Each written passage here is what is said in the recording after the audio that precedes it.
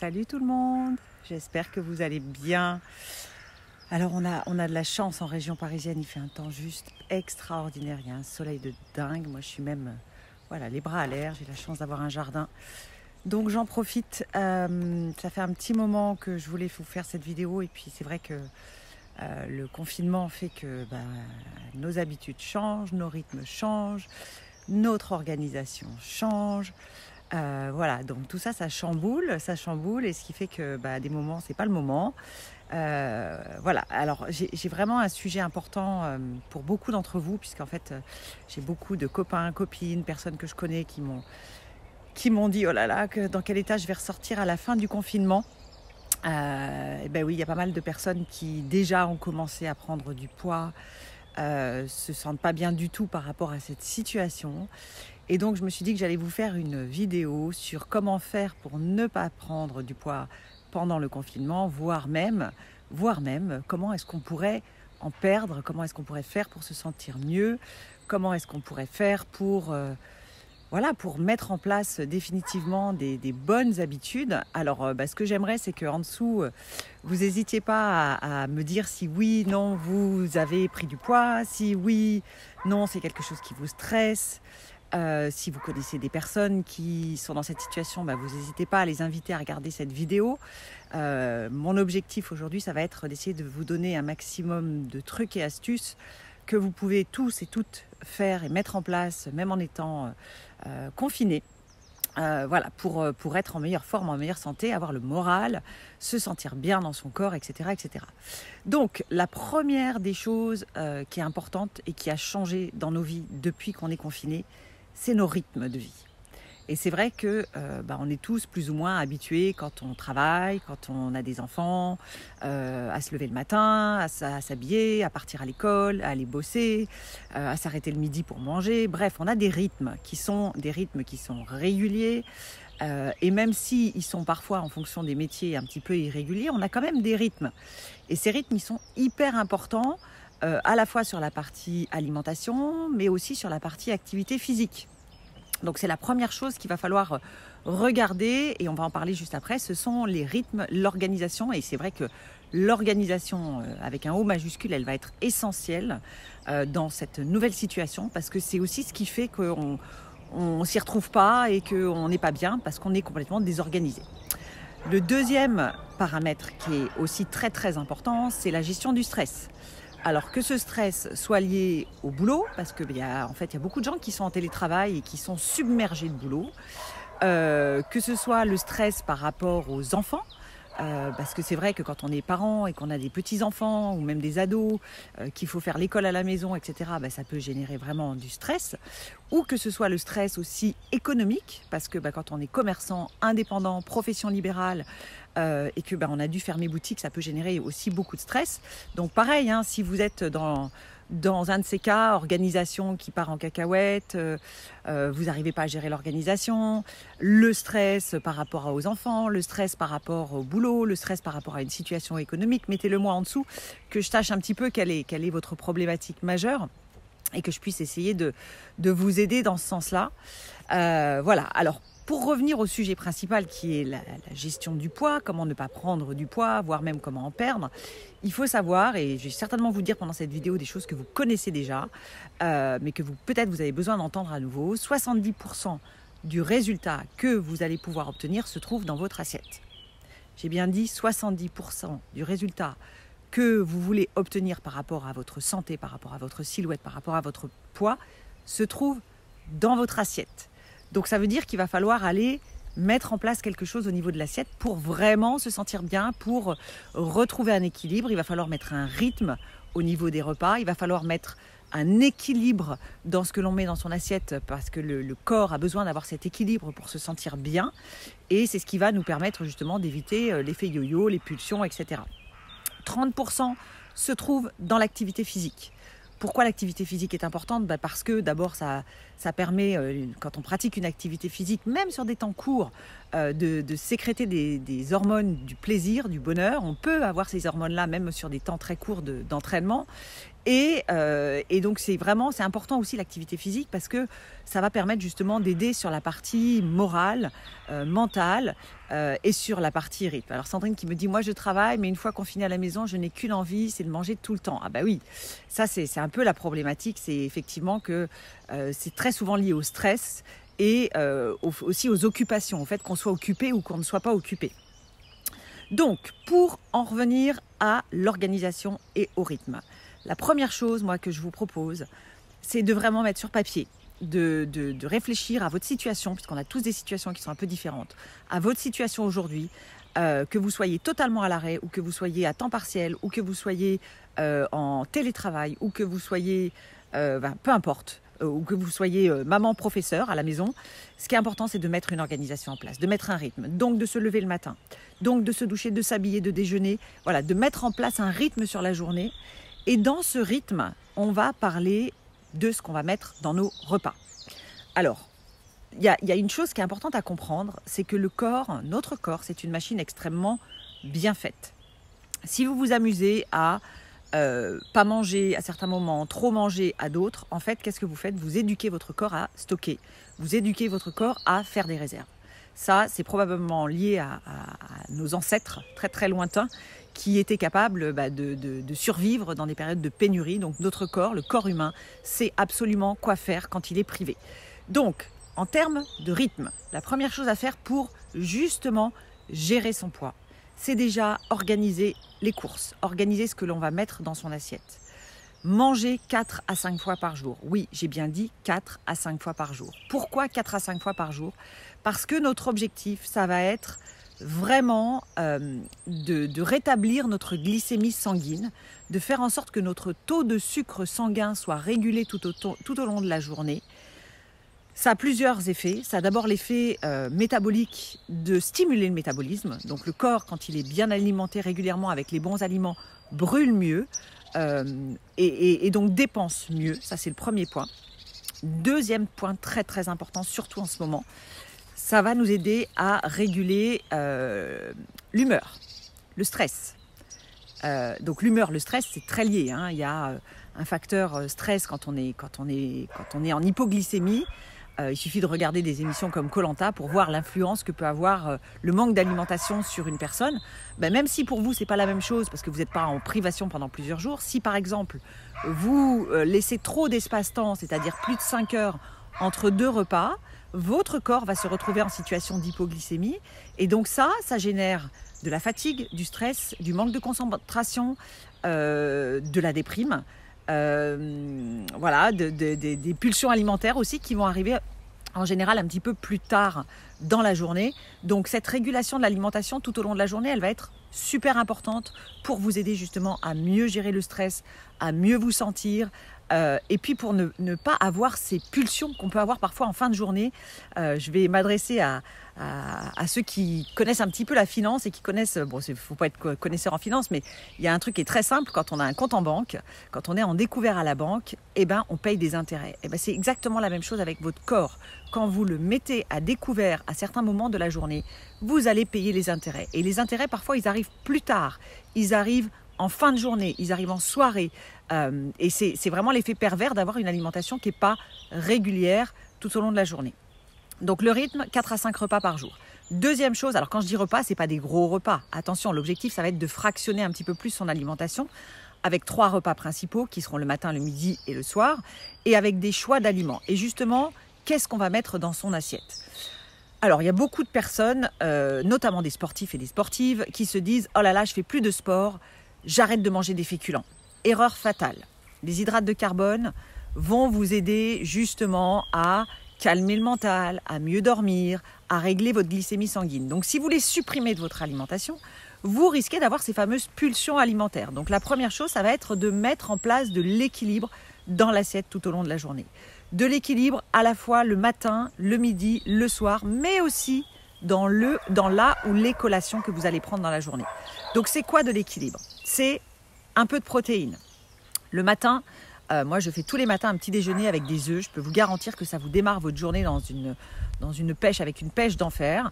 Je prends également un petit peu d'hydrate de carbone. Moi, je prends du pain sans gluten parce que j'ai un problème avec le gluten.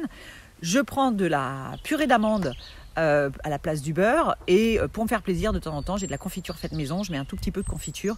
Voilà, je peux y ajouter aussi un fruit. Ça va me permettre de bien démarrer ma journée. Ensuite, le midi, je vais me faire une assiette qui sera coupée en 3 parties. D'abord, je coupe mon assiette en 2. La moitié, ou mon assiette ou mon repas, la moitié de mon repas doit être composée de végétaux, de cuidité, de crudité. On va privilégier les légumes qui contiennent moins de sucre aux fruits qui contiennent du fructose, donc plus de sucre. Et l'autre moitié, je la coupe en 2 et je vais avoir un quart féculent et un quart protéines. Alors ça, c'est quelque chose que l'on va retrouver le midi et le soir. Donc exemple type de repas, je vais prendre un avocat en entrée, je vais prendre du poisson ou un steak, je vais prendre du riz, je prendrai plutôt du riz noir ou du riz sauvage qui a un index glycémique qui est plus bas, et je vais prendre soit un fruit, soit une crudité, soit une cuidité pour la deuxième partie végétale. Donc quand j'ai mangé tout ça, en fait j'ai plus faim. Quand j'ai mangé tout ça, j'ai bien mangé, mon estomac est rassasié, ma tête aussi va bien, mon mental va bien parce que j'ai mangé des aliments qui apaisent, les féculents en font partie. Et du coup, je vais réguler ma glycémie. Et je vais reproduire ça le midi et le soir. Alors après, la difficulté, c'est les collations. Parce qu'effectivement, si je vous dis qu'il faut manger toutes les 3 à 5 heures, en admettant que vous vous leviez le matin à 7 heures, en ce moment, on se lève peut-être un petit peu plus tard que d'habitude, en tout cas c'est mon cas, que je mange à midi, donc 7 et 5, 12, c'est bon. Je ne suis pas obligée de faire une collation dans la matinée parce que mon petit déjeuner, il est quand même assez costaud. Par contre, entre midi et 20 heures, là, oui, il faut que je fasse une collation. Donc qu'est-ce que je vais prendre dans cette collation ? Je vais privilégier des aliments qui vont me permettre, encore une fois, de réguler ma glycémie jusqu'à l'heure du dîner. Donc, je vais systématiquement associer des aliments qui contiennent soit des protéines, soit du gras, soit les deux, c'est même encore mieux, à un petit peu de sucre. Alors, plutôt des sucres à assimilation lente, mais si j'ai envie de me prendre un fruit, je pourrais prendre un fruit pas trop mûr, parce que plus le fruit est mûr, plus l'index glycémique est élevé. Et donc là, je vais prendre par exemple, je vous donne un exemple de collation. Moi, je peux prendre des amandes avec une demi-pomme, parce que les pommes en général, elles sont grosses. Moi, j'ai des barres aussi qui contiennent des protéines, je peux prendre ça. Je vais pouvoir prendre une tranche de jambon avec, encore une fois, un fruit ou même un avocat. Ça m'arrive de prendre un avocat avec autre chose. Bref, il y a plein de collations possibles qui vont vous aider à tenir jusqu'à la fin de la journée. Et en fait, ça va vraiment vous aider, le fait de mettre ce rythme au niveau de l'alimentation 4 à 5 fois par jour, le fait de choisir les aliments qu'on met dans son assiette, ça va vraiment vous aider à ne pas ouvrir le placard, le frigo et attraper tout ce qui vous passe sous la main. Parce qu'en fait, ces pulsions que vous avez, ces envies que vous avez, ce sont ni plus ni moins que des besoins physiologiques qui n'ont pas été comblés au moment où vous en aviez besoin. Donc, je vous donne un autre exemple. Alors ça, c'est pas le cas maintenant parce que je suis à la maison tout le temps, donc forcément j'ai toujours à manger, mais quand je suis au boulot, ça m'arrive rarement, mais ça m'arrive quand même de mal m'organiser et de partir sans ma collation du 4 heures. Et bien qu'est-ce qui se passe le soir quand je rentre ? Je mange mon repas, d'abord je mange vite parce que j'ai faim, j'ai plutôt tendance à me remplir qu'à manger, et à la fin du repas, même si j'ai plus faim, je vais aller dans le placard et qu'est-ce que je vais prendre ? Du chocolat, ou je vais aller dans le frigo et je vais prendre dans le congélateur, je vais prendre une glace. Bref, je vais avoir des envies de sucre qui seront ni plus ni moins liées à ces déficits énergétiques que j'ai eus pendant la journée. Donc, récapitulons, mettons du rythme dans la journée, organisons, faisons les courses en conséquence, essayons d'avoir vraiment une organisation au niveau de l'alimentation pour justement ne pas se retrouver dans une situation où en fait vous mettez votre corps à découvert et finalement ce découvert vous allez le combler plus tard et surtout vous allez entraîner votre corps à stocker. Alors la deuxième chose qui est importante, on en a parlé, c'est l'activité physique. Et là je voudrais m'adresser un petit peu plus aux sportifs et aux sportives qui pratiquent seulement 1 ou 2 fois par semaine ou qui pratiquent très régulièrement. En fait, souvent, les sportifs, quand ils font une activité physique régulière, les coureurs notamment qui courent beaucoup, ils ont tendance à manger pas mal. Et du jour au lendemain, ils se retrouvent sans courir. Et là, qu'est-ce qui se passe ? Eh bien, il va falloir réduire un tout petit peu l'apport énergétique. Bah oui, parce que forcément, quand on court beaucoup, quand on fait du sport d'endurance, on a tendance à brûler beaucoup de calories. Du coup, on s'autorise à manger pas mal de féculents. Là, il va falloir réduire un tout petit peu les féculents. Par contre, ce qui est important de comprendre, c'est que si vous réduisez un tout petit peu, si vous buvez beaucoup d'eau et si vous gardez une petite activité physique régulière, votre corps va se porter très très bien. Vous n'allez pas d'un seul coup, boum, prendre 3 kilos. Si vous avez pris 3 kilos au début du confinement, c'est probablement ce qu'on appelle un effet rebond, comme on pourrait l'avoir dans une phase de préparation d'un marathon ou ce genre de choses, où d'un seul coup, en fait, vous arrêtez de faire du sport.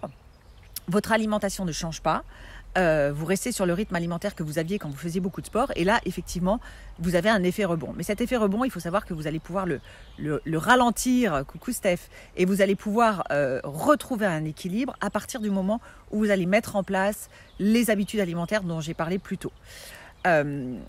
Pour les sportifs qui veulent continuer à maintenir une activité physique, et je les comprends parce que moi je sais que j'en ai besoin, qu'est-ce qui est important dans l'activité physique? Ce qui est important, c'est la qualité de l'activité que vous allez faire plus que la quantité. En fait, quand vous faites beaucoup de sport, si, même confinés, il y en a qui sont équipés, qui ont des home trainers par exemple, qui ont des vélos, etc. Il faut savoir que si vous faites 1 heure, 1 heure et demie d'activité physique par jour, avec un home trainer par exemple, en fait, vous allez faire baisser votre glycémie sanguine, parce que quand on fait des sports d'endurance, on fait baisser sa glycémie. Et donc, votre besoin va être important. Votre besoin énergétique va être plus important. Et surtout, votre besoin en sucre va être important. Et donc là, qu'est-ce qui se passe? Comme on est en situation de confinement et qu'on a accès, j'ai envie de dire, toute la journée au frigo, au placard, on va avoir tendance à avoir du mal à gérer les pulsions alimentaires parce que en fait encore une fois notre mode de vie a changé. Donc moi ce que je vous conseille c'est plutôt que de vous entraîner beaucoup, c'est de privilégier cette période peut-être pour faire des choses que vous n'aviez pas l'habitude de faire. Il y a beaucoup de sportifs qui font des sports d'endurance et qui sont pas très habitués à faire, qui sont pas très motivés en tout cas on va dire à faire du gainage, à faire des exercices de renforcement musculaire qui vont vous apporter vraiment une tonification globale, un mieux-être pour le dos aussi, parce que quand on est moins en activité parfois on peut avoir mal au dos, donc faire du gainage ça peut être une bonne opportunité. Il y a plein d'applications qui vous permettent de faire de l'exercice physique sur des périodes courtes. Il y a une application qui s'appelle Seven, qui est une super application. Il y a plein de vidéos en ce moment. Tous les coachs vous proposent sur les réseaux de l'activité physique, des cours en ligne, etc. Donc vous avez plein de possibilités de faire de l'activité physique.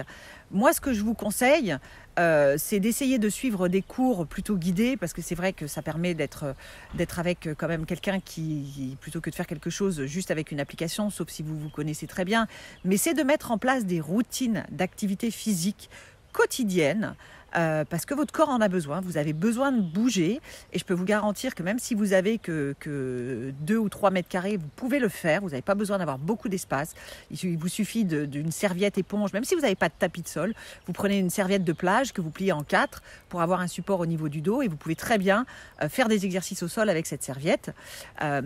Donc moi j'ai mis quelques vidéos sur ma page Facebook 1, 2, 3 coach. Vous pouvez la trouver, vous pouvez aller regarder, je vais en mettre d'autres. Mais vous pouvez aussi, si vous faites partie, si vous êtes suivi par un coach, le solliciter ou la solliciter pour qu'elle vous fasse faire des exercices. Voilà. Donc, plutôt privilégier des activités régulières courtes plutôt que de faire long 1 fois par semaine. Ça sera toujours beaucoup plus bénéfique. Quand vous faites du sport en quantité, encore une fois, vous augmentez votre fatigue, vous diminuez votre glycémie, vous augmentez votre faim, vous augmentez vos pulsions. Quand vous faites du sport qualitatif, vous allez améliorer le tonus musculaire, vous aurez une glycémie qui sera régulée parce que c'est pas en 15 minutes qu'on fait chuter son taux de sucre sanguin. La faim, pareil, sera régulée.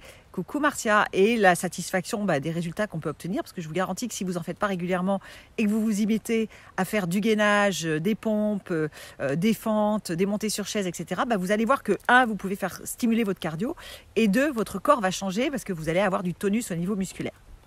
Voilà. Et puis moi, j'ai même une proposition à vous faire pour les personnes qui, finalement, ont du mal à se mettre en organisation, ont du mal depuis, pas maintenant, pas juste le confinement, mais depuis des années, cherchent des solutions pour se sentir mieux. J'ai envie de vous dire, peut-être que ce confinement, c'est le moment pour vraiment réfléchir à votre organisation de vie, réfléchir à la façon dont vous faites vos sports, réfléchir à la façon dont vous mangez. Moi, j'anime toutes les semaines des conférences sur ce sujet. J'en fais 2 par semaine, une le dimanche soir à 18h, une le mercredi soir à 20h45, où j'explique comment j'accompagne les personnes qui veulent vraiment se prendre en main, qui ont vraiment envie de changer leurs habitudes de vie, mais sur le long terme, pas juste sur un côté éphémère. Ah, je fais un régime et puis après je reviens à mes habitudes de vie. Ah, j'ai un beau petit rapace qui passe là-haut. J'adore ça, pour ça être dans la nature. Voilà, donc si ça peut être aussi l'occasion, ce confinement, de réfléchir en fait. De réfléchir à ce que vous faites, à la fois en termes d'activité physique, à la fois en termes d'alimentation, de vous poser les vraies questions, de vous dire que peut-être c'est un moment où vous avez plus de temps pour mettre en place quelque chose que vous pourriez ensuite garder une fois que le confinement sera terminé, et pour définitivement mettre en place de bonnes habitudes de vie, mettre en place une bonne hygiène alimentaire, arrêter de faire des régimes, parce que les régimes, de toute façon, ça ne vous amène que vers un effet yo-yo, que vers de la reprise de poids. Moi, je le dis souvent, pour être en forme, pour être bien, pour être en accord avec son corps, il faut manger. Il faut manger de façon régulière, il faut manger de tout. Et il ne faut pas se priver, il faut arrêter de vouloir être dans la restriction et dans la privation. Si c'était aussi simple qu'un nombre de calories ingérées, un nombre de calories dépensées, ça se saurait. Et personne ne serait en surpoids. Or aujourd'hui c'est pas le cas. Il y a beaucoup de gens qui font beaucoup d'erreurs, qui pourtant se privent tout le temps et qui malgré ça n'arrivent pas à faire changer leur corps. Donc voilà, si c'est un sujet qui vous intéresse, si vous avez envie de participer à une des conférences que j'anime, vous mettez un petit commentaire en dessous. Et je vous enverrai le lien de la conférence. Si vous connaissez des personnes pour qui c'est un sujet et à qui cette vidéo pourrait servir pour les aider à mettre en place un meilleur équilibre, une meilleure alimentation, surtout partagez la vidéo, taguez-les dessous. Moi je suis pour, même s'ils ont besoin d'échanger en direct. Je réponds en général, pas forcément à la minute, mais je réponds à toutes les personnes qui me posent des questions, même en perso. Et voilà, si je peux vous aider, si cette vidéo en tout cas peut vous aider à vivre un peu mieux cette période de confinement, à prendre la décision, coucou Cécile, à prendre la décision de prendre soin de vous sentir mieux, plus en forme, plus en accord avec vous-même, moins en stress, d'apprendre à vous aimer un petit peu plus. Surtout partagez, coucou Barbara, coucou Cécile, surtout partagez cette vidéo autour de vous, parce que je sais qu'il y a beaucoup de personnes qui sont en souffrance. Coucou Aurélie, ok, je t'enverrai le lien. Il y a beaucoup de personnes qui sont aujourd'hui en souffrance dans ce confinement. Et c'est vrai qu'on ne le vit pas tous de la même façon, loin de là. Coucou Dominique, oui, je t'enverrai le lien. Coucou Sandrine, merci Sandrine. En tout cas, c'est vrai qu'on peut prendre des décisions. Vous savez, la situation, on la vit tous. On est tous dedans. On est tous dans cette situation. Après, ce qui est important, moi j'ai envie de dire, c'est comment est-ce qu'on réagit. Et ça, c'est valable pas que pour la situation d'aujourd'hui. C'est valable pour beaucoup de choses dans la vie. On a tous des choses qui nous arrivent. Il n'y a personne qui a une vie lisse de A à Z, du début jusqu'à la fin. On vit tous des moments de difficulté. Là, il se trouve qu'on vit un moment de difficulté collectif. Et moi, j'aime bien penser que dans cette période qui n'est pas facile, on peut déjà faire preuve de solidarité, on peut faire preuve d'entraide, on peut faire preuve d'échange, on peut se retrouver autrement, on peut aider les gens autrement. Et si je peux apporter ma petite contribution à votre quotidien, sachez que ça me fait plaisir. Voilà, j'espère que les conseils que je vous aurai donnés pourront vous être utiles, pourront vous servir. Donc rappelez-vous, mangez régulièrement toutes les 3 à 5 heures, préparez à l'avance, anticipez sur vos repas, faites de l'activité physique régulièrement, mettez un rythme, mettez une organisation dans vos journées. Vraiment, c'est quelque chose, en fait, il n'y a rien de pire que d'être désorganisé, de ne pas savoir où on va dans la journée.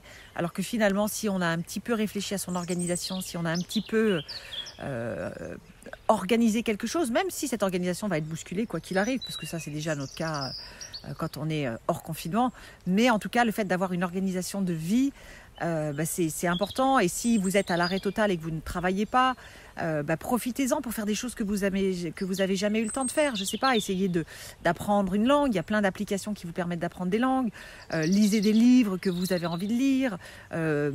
Offrez-vous une formation. Il y a des formations en ligne aujourd'hui qui vous permettent de faire quelque chose. Démarrer un business en ligne. Il y a aussi, on a la possibilité aujourd'hui de monter son entreprise sur Internet. Et si ça vous intéresse, je participe aussi à des conférences là-dessus. Bref, il y a plein de choses possibles à faire dans cette période de confinement. Il faut juste se poser. Moi, vraiment, c'est vrai que j'ai eu du stress quand c'est arrivé. J'ai eu, je pense que comme beaucoup de gens, je me suis retrouvée avec le cœur qui battait très vite. Et c'était pas de la tachycardie, c'était juste vraiment une sensation un peu d'oppression, d'enfermement. Et en fait, je me suis vraiment posée, j'ai réfléchi à ce que je pouvais faire déjà pour moi, pour ma famille, pour être bien. Et j'ai réfléchi aussi à ce que je pouvais faire pour mes clients, pour mes partenaires avec qui je travaille. Et vraiment, je me suis posée. Et en fait, aujourd'hui, ça va quoi. Aujourd'hui, ça va. Donc, si je peux vous aider à aller mieux, écoutez, n'hésitez pas à revenir vers moi. On en parle, que ce soit sur l'alimentation, sur le sport, sur comment j'ai développé mon entreprise en ligne, etc. Surtout, n'hésitez pas à revenir vers moi. Et si je peux vous aider, je le ferai avec grand, grand, grand plaisir. Voilà, je vous embrasse. Je vous souhaite un très bon dimanche. Moi, je vais aller me faire à manger parce que vous avez compris, c'est important de manger. Et je vous dis à très très vite. Salut tout le monde.